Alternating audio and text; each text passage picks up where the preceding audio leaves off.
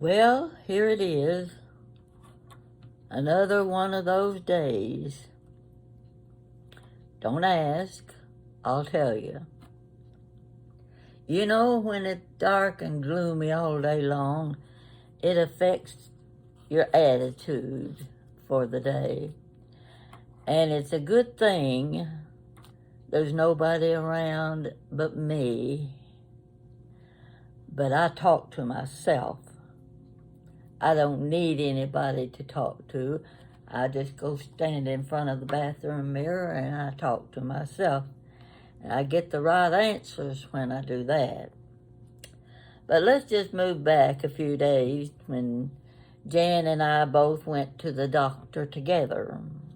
I was going for a B12 injection and she was going for half a dozen other reasons, and we saw the doctor together. That's when I learned that I have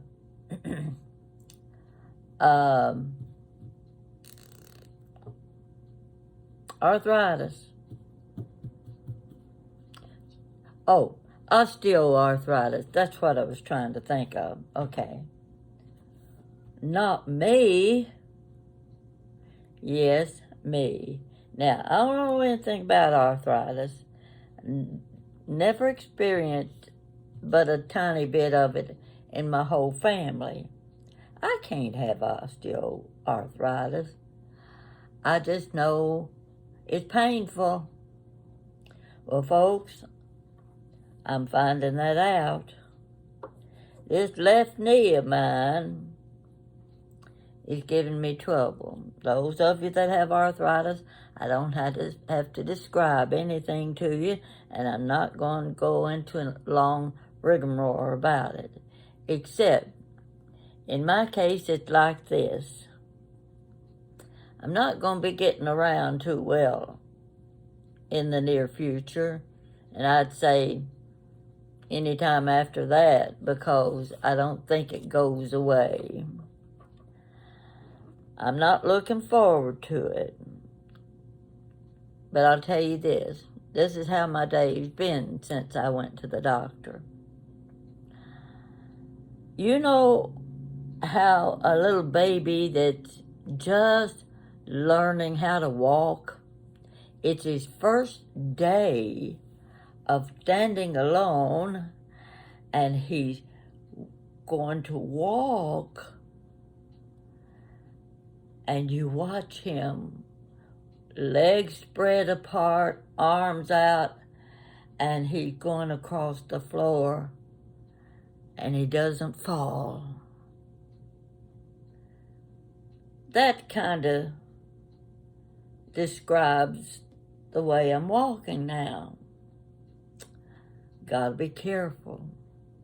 Or if you can't get the picture with that, just think of a waddling duck.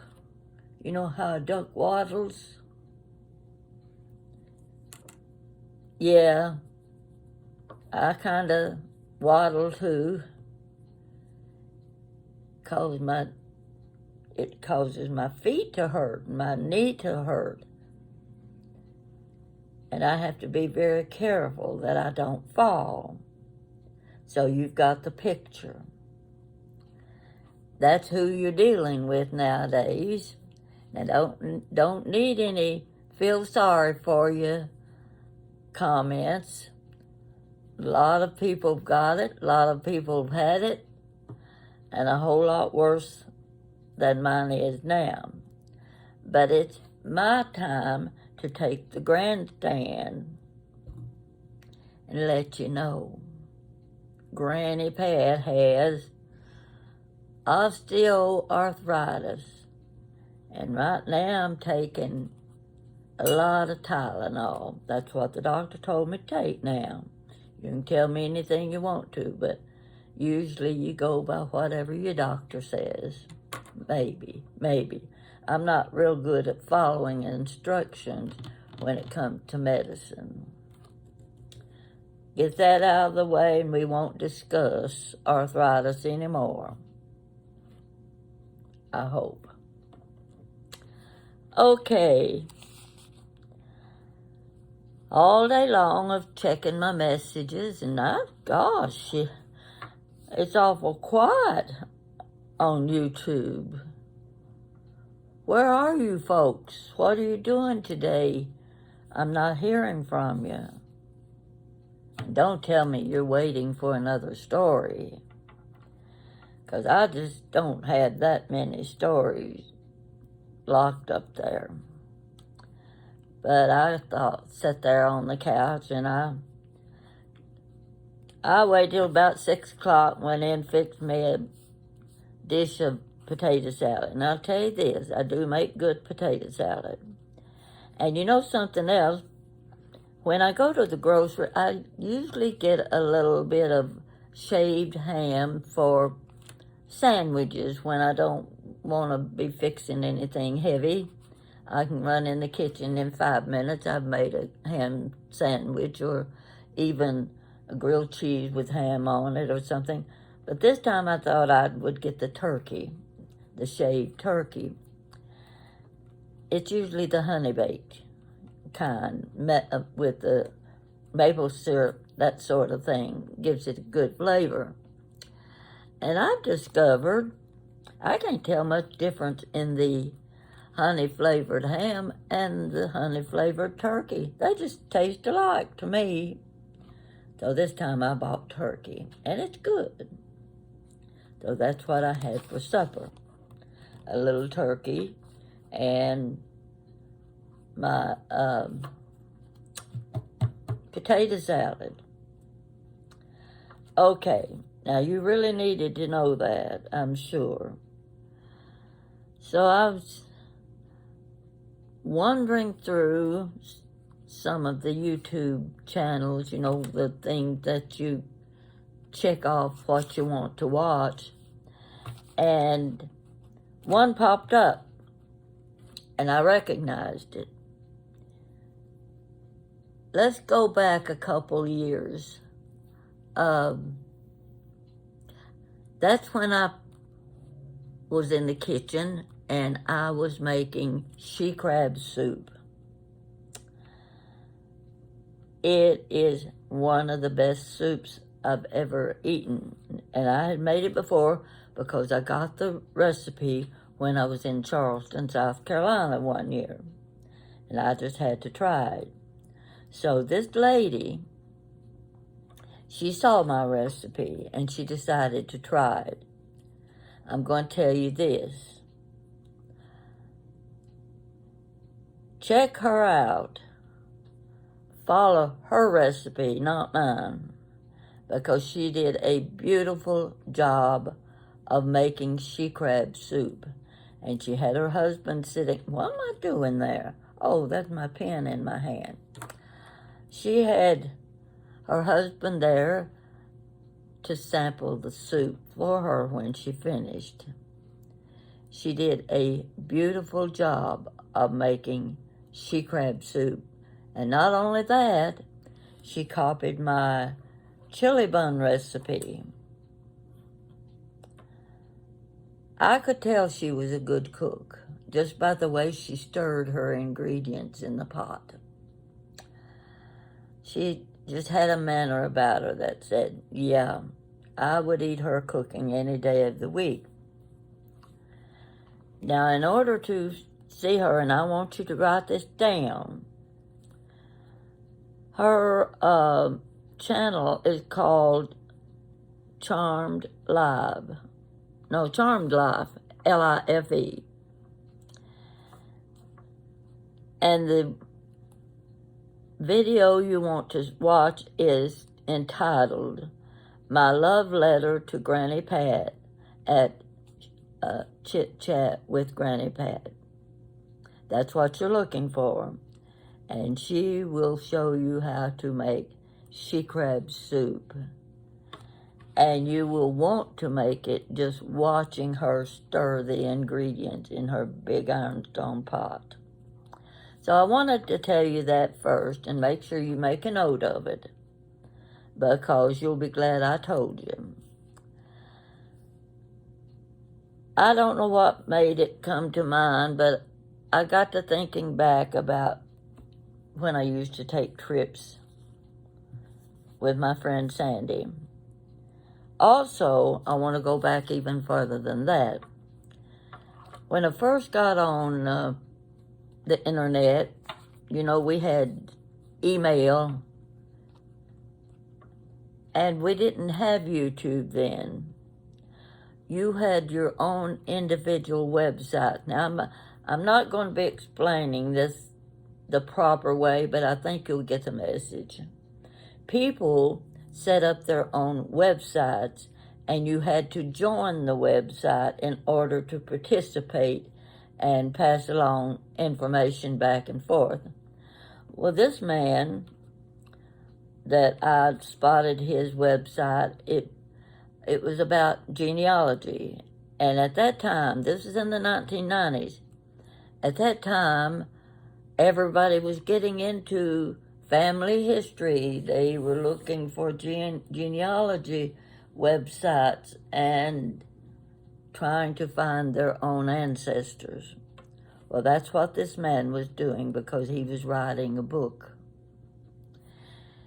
He wanted to know the ways and trends of our ancestors, especially those in Southwest Virginia. That's the territory he was covering.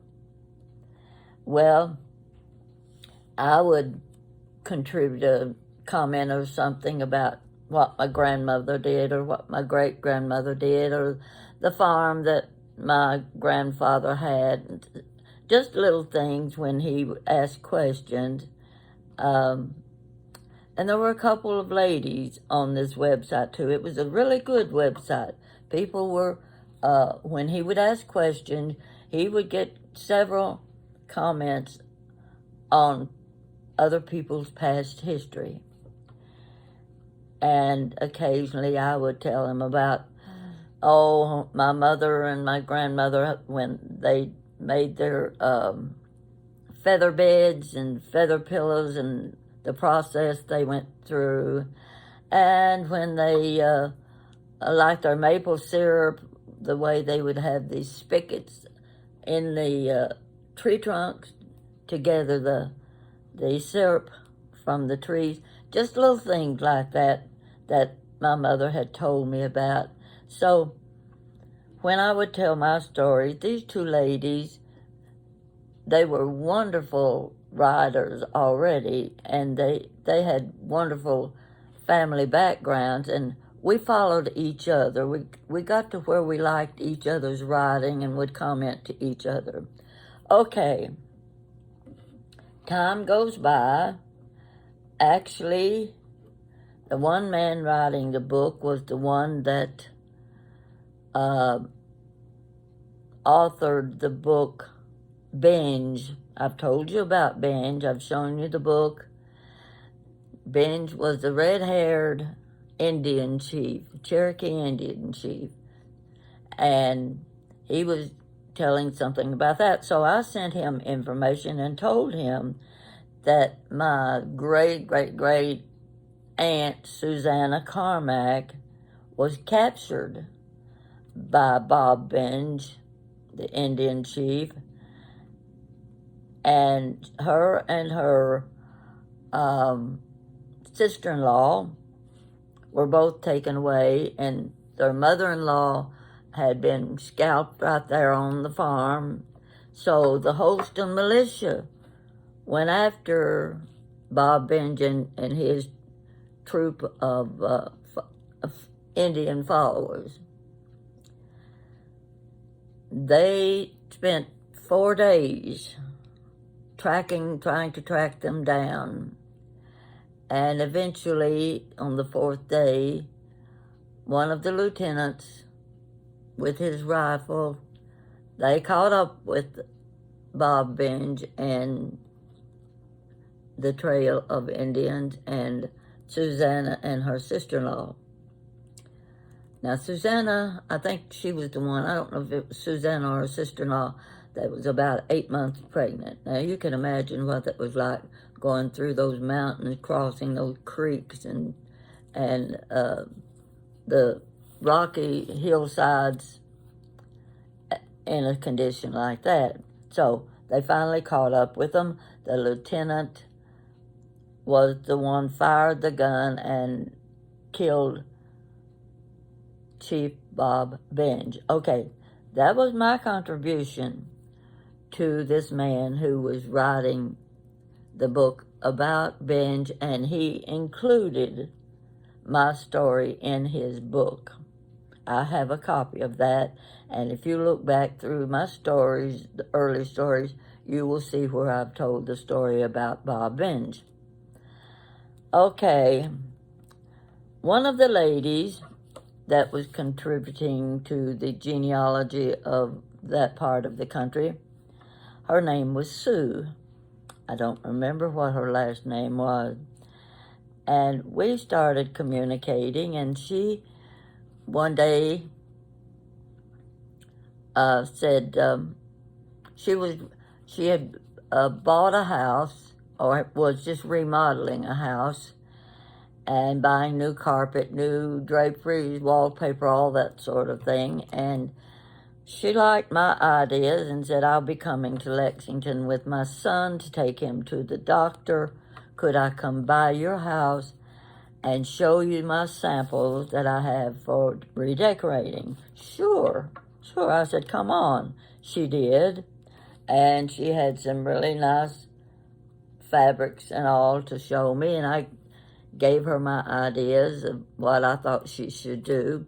And we became really very good friends, just like that, just snap of the fingers, and we liked each other.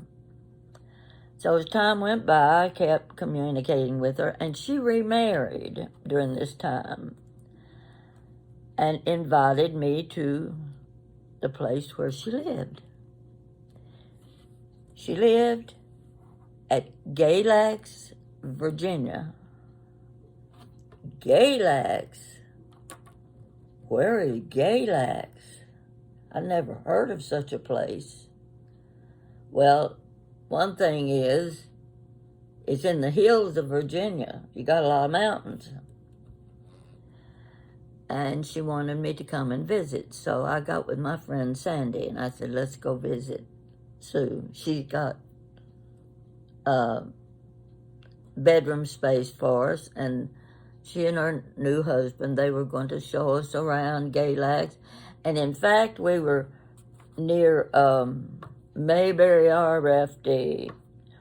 Sandy and I got to go to Mayberry, where Andy Griffith's home was, and everything in that town had Andy Griffith and Barney Fife on the windows of the shops and all. It was interesting, because everybody watched the Andy Griffith show. So we had such a good time there that we went 3 times. And I believe it was the 3rd time my friend Billy went with us. We went to Alexandria, Virginia.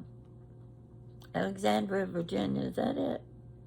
Yeah, that's where the Martha Washington Hotel is. And we had stayed at the Martha Washington Hotel. Very interesting. Loved it there. And we drove on over to Galax. Well, Milton happened to be a little bit in real estate, and he dealt with mobile homes. He sold mobile homes. So he had a 2-bedroom mobile home way out in the country. Yeah, I mean country. There weren't any houses next door or down the road. And the 3 of us were going to get to stay in one of the mobile homes. And it was a nice, it was bigger than my apartment is. And what was funny, we girls, we just couldn't get over this. Milton wore false teeth. And they always bothered him. He was always dropping his teeth in his shirt pocket, because they bothered him. I can kind of understand that. And he was always losing his false teeth. But he happened to have a dentist who had the molds for his teeth. And every time he'd lose a set of teeth, he'd call his dentist and say, I need a new set of teeth. I can't find mine. Well, we were headed out to the mobile home. It was about 3 miles or so out in the country. Woods, weeds, the works, bears, and deer. Sandy had already been warned. She was one of those get up in the morning, go out and take her long walks every day. And on one of her walks, she ran into this man who was also walking through the woods. He told her, he said, you need to stay close to where you're staying because we see the bears now and then. Well, that took care of Sandy's walking. She didn't get 50 feet from the mobile home after that when he told her that the bears had been seen in that area. So then we were going the first night. We were driving through the woods, and it's dark, and I'll tell you what, it's really dark when there are no street lights or anything to guide you except the headlights of your car. That can be kind of scary. So Sue told us, when you come back in the morning, we go back and have breakfast with them. She said, when you come back in the morning, will you look in that little table beside such and such chair in the living room and there's a little box there that has a set of Milton's teeth in that box. Will you get it and bring it with you? Well, you know how simple thing like that can turn into a joke. You get started talking, 3 girls, nothing better to do. And we got to laughing and talking about Milton and his false teeth that he kept losing. So Billy reaches in the little drawer in the table and pulls out the box, and she opens the box. And now I know some of you wear false teeth. I'm not making fun. My mother wore false teeth, and who knows, I may end up with them one of these days myself. But we got so tickled at the idea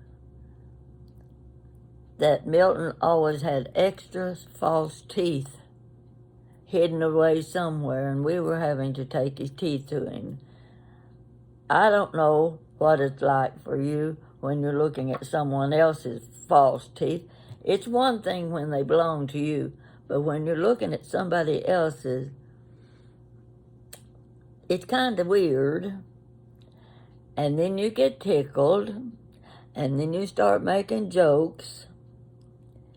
And that's what we girls were doing that night, making jokes about Milton's extra false teeth. Milton and Sue both have been gone several years now. It just surprised me at how quickly she died, because she seemed healthy, and I don't even remember what she died of. But she was such a wonderful person, such a good friend, and it's amazing how you meet people like this, and you met them on the internet. I hadn't thought about her in a long time, but when I think about the Blue Ridge Parkway, that's where Milton took us. He wanted us to see the countryside. We'd never been in Virginia for any reason. Well, I had in Southwest Virginia, but right there at the tip where it meets Tennessee. So you weren't really way over in the state. But, going across Blue Ridge Mountain, that is beautiful countryside. And wouldn't you know, we were winding up and around and down that mountain, and they let me have the front seat with Milton because I get motion sickness, and it was coming on quick. And I'm saying, Milton, gonna have to slow down. Milton, I'm getting sick. We got up to the top of Blue Ridge Mountain, and I couldn't get out of that van fast enough. So Sandy and Milton, they were going to go for a walk. They're walkers. Sue was going to stay behind with me, with Sandy's little Pekingese dog, Skippy, and let her take her morning walk with Milton. They were gone for a pretty good while. So Sue and I just hung around, and I got the sickness out of me. You know, along with throwing up, you also get diarrhea. I don't even think I ought to be talking about this, because it's not a pleasant subject when you're in a state park and you can't find a bathroom. No place. And I couldn't wait any longer. Got to have bathroom. They didn't even have those outside, those, what do you call them, toilets. I went behind a big rock. When I say a big rock, I'm talking about a rock about 4 feet high and 3 feet wide. I had to go to the bathroom. No question about it. So, Sue's walking Skippy. I said, Sue, what am I going to do? She said, go behind that rock. Nobody's going to see you. Nobody's here but the two of us. I went behind that rock, and I'm telling you, there was about 3 feet in front of us was the edge of a cliff, and I would say it's probably about 1,000 feet to the bottom. There I sat leaning against a big tall rock. Do I tell you, do I just have to describe the situation to you completely? And I'm looking down that mountainside and saying, oh gosh, what's going to happen next? And I kept looking up the side of the big rock thinking somebody's going to peep around the corner any minute. You don't have toilet tissue when you're going to the bathroom behind a rock. But they had growth, bushes, and things with leaves that big. Boy, those leaves come in mighty handy. And they did that time too. So that was our trip to see Sue and Milton. And that was my last trip, and I was just so disappointed when I heard Milton died first, and then Sue died. And they had a beautiful place to live, lots of ground where she had a flower garden, wonderful flower garden. She played the piano. She was a very talented lady. And you get to thinking back about people like that you've met along the way in your life, and how it came about, and how close you became to these people. It's not something you would have expected if you had been talking about it or someone was making up a story. You'd say, no, that wouldn't happen that way. But it did happen that way. It happened long distance. It's like I'm in Kentucky, Sandy was in Ohio, and they lived in Galax, Virginia. Now, the Galax bush was heart-shaped. The leaves were heart-shaped. They were kind of waxy looking, shiny. And I was there on one trip when it was in the fall.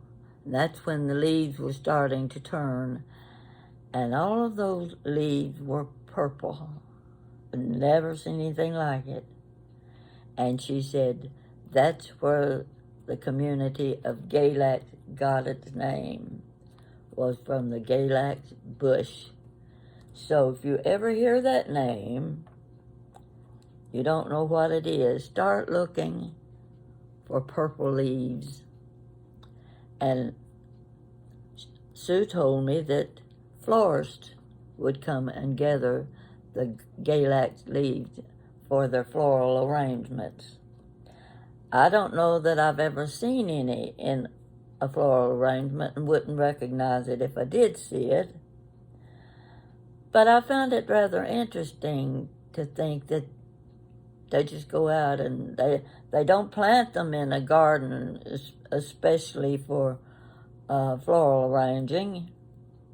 They just go out and find the Galax bushes and cut the little limbs off and use them in their flower arrangements.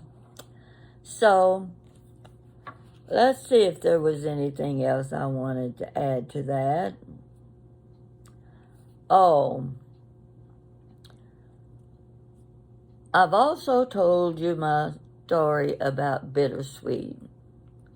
I was reminded of this because in just a few weeks, fall will be coming on. That's when everything's turning gold and red and orange and rust brown to the woodland, the trees, everything be shedding their leaves. And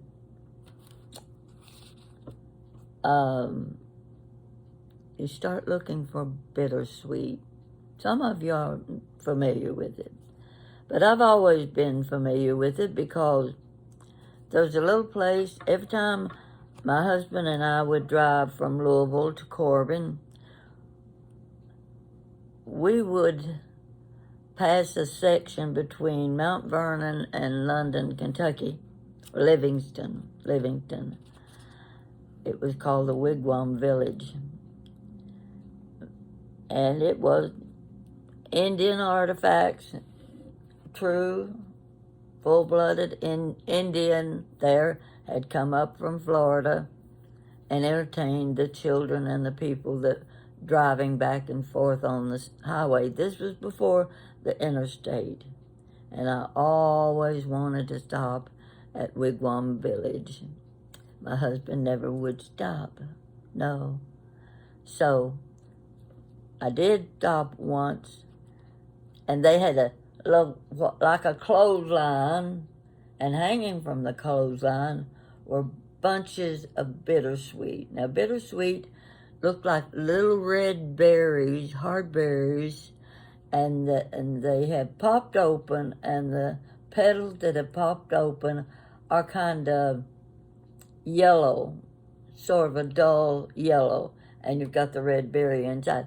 Well, I always, being a decorator, and I wanted to stop and buy some of the bittersweet, and my husband never would stop. But it was years later when I moved to Lexington, was divorced.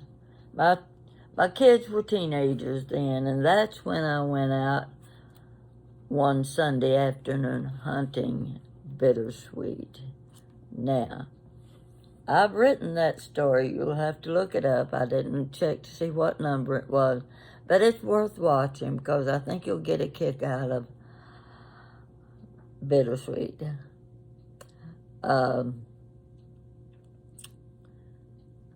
There was more I was going to add to that Bittersweet. Oh, while Sandy and I were still in Galax, she was getting gas in the car. And I looked over on the side of the road. There wasn't much traffic there. There were some trees, and bittersweet is like a vine. It grows up the trunk of the tree and out on the limb. I had never seen so much bittersweet in my life. Oh gosh, I had to get to it. Well, in order to get to it, you had to go through these weeds.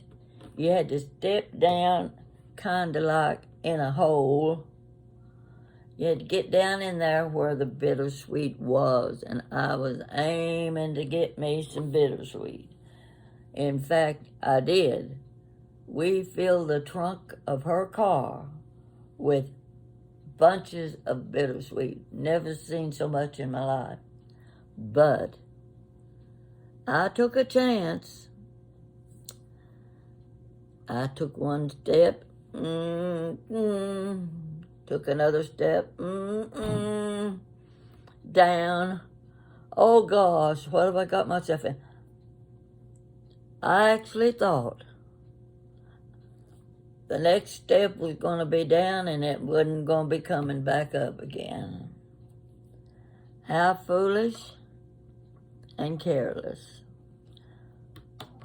But I was going to get that bittersweet, and I did. So, I don't know any place around Lexington now that you can find it. But you have to go into the woods to get it. But after my experience in the country where I got stuck and couldn't get home, I don't go bittersweet hunting anymore. If I have it, I'm going to buy it from a market on the side of the road. But I've always remembered the story about the bittersweet because of the wigwam village. It went away. I eventually met the lady who owned that property, which was down by the river. And at that time, she no longer had the wigwam village. It was called the Trading Post. Her son, who was a florist, an artist, he did decorating on penthouse apartment in New York City. He made a name for himself as the one with the penthouse gardens in New York City. So, anytime you're going the old road from Berea to headed toward Corbin, you'll pass the Trading Post.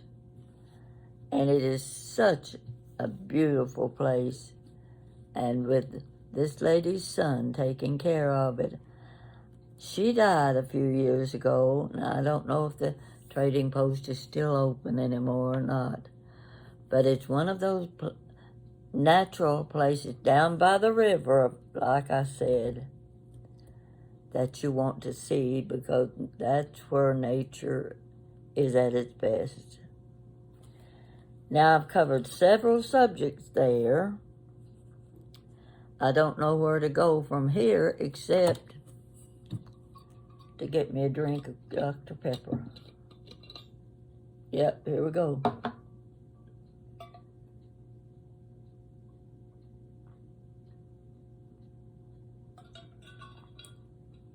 You know that stuff tastes good. It really does.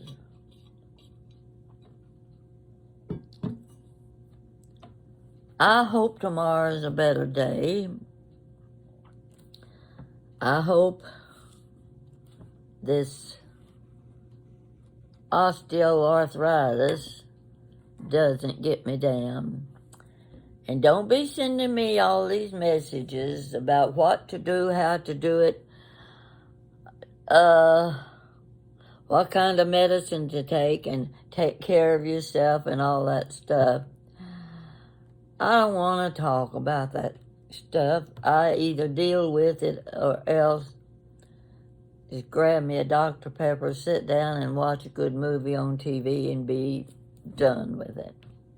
Yeah, I gotta accept these things because I've been lucky. I have been very lucky that I haven't had all of the diseases, the COVID, the flus, you name it. I haven't had any of those things. So my time has come, and I hope I can handle it okay. The biggest problem will be walking and keeping my balance. So we know what ahead. I'm using the cane now. Don't tell me I need to use a cane because I've got one. In fact, it's got a beautiful head on it. I don't know if it's a horse or a snake's head. But anyway, that's what I'm using, and eventually I probably will end up with a walker. I hope not. If I can get by with the cane, but even the cane will not prevent the pain. The cane will merely help me keep my balance when I'm walking. So my lifestyle's gonna change a little. And I'm not complaining about it because it's part of life. I'm 89 years old. I can't expect to have perfect health. But my health has been better than 90% of the people. And I know that. And I'm very thankful for that. So, let you see my red stuff over here in the little cabinet. You get to see my, some of my, see my Fiesta ware up here, there, down below, way over here, big stack of plates. I don't collect it anymore because I don't figure I need it for any reason. I'm not using it.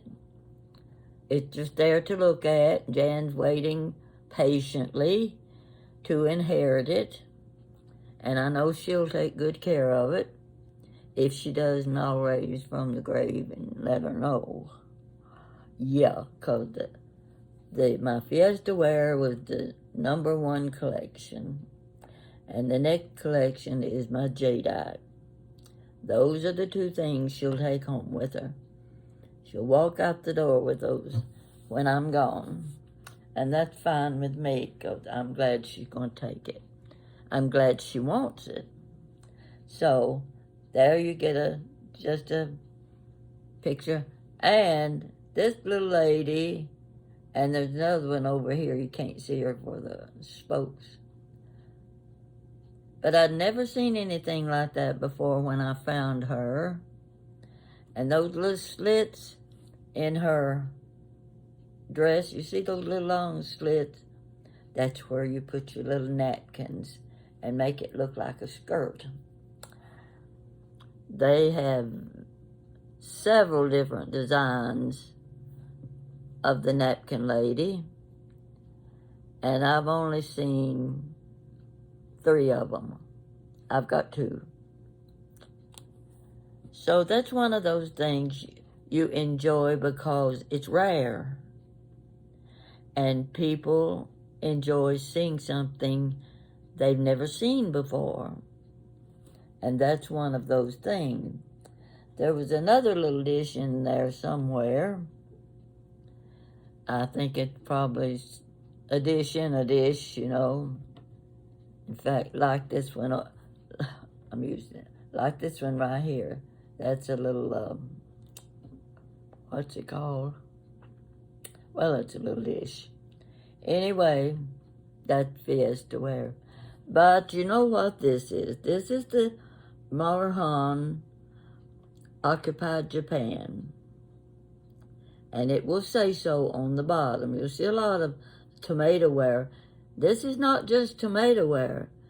You can get the lemon, the orange, the strawberry, the red pepper. What else? Pumpkin, apple. Wow, that's a lot of patterns. But most of what I have is the tomato ware and the apple ware. You can't see the apple. It's in the other cabinet on the other side of this cabinet. Someday I'm going to rearrange this right up here. But I can't climb up on chairs and ladders now, and I can't reach it. So you have to look at what's there now. And once in a while I can get Jan here and she'll climb up on a ladder and change something for me. But those things need to be changed because they've been up there too long and it's time to look at something else. So I've taken too much time on this video. I've told you a lot of just snippets of things, and that's just to fill time. I'll be going back to my cousin Homer's story. And folks, if you haven't watched any of it so far, please do start at the beginning and watch what I have been reading to you, because I don't care what anybody says. This is such a well-written story, and it is absolutely full of truth. Everything happened. And my cousin, to have been able to remember that far back, being 100 years old, I haven't seen him in about 25 years. I hate that. But unless I've got somebody to take me, and I'm not sure what his condition is now, but I'm guessing it's just as good now as it was 5 years ago.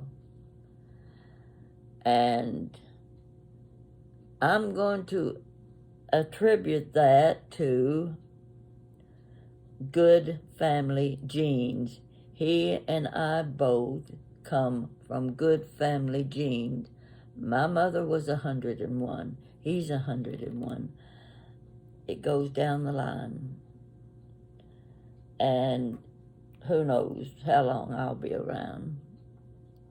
So I am enjoying reading his story. I recognize a lot of what he says, but he hasn't even gotten to the parts that I remember, because they come on later in life, and they would be at the end of the Depression years going into World War II.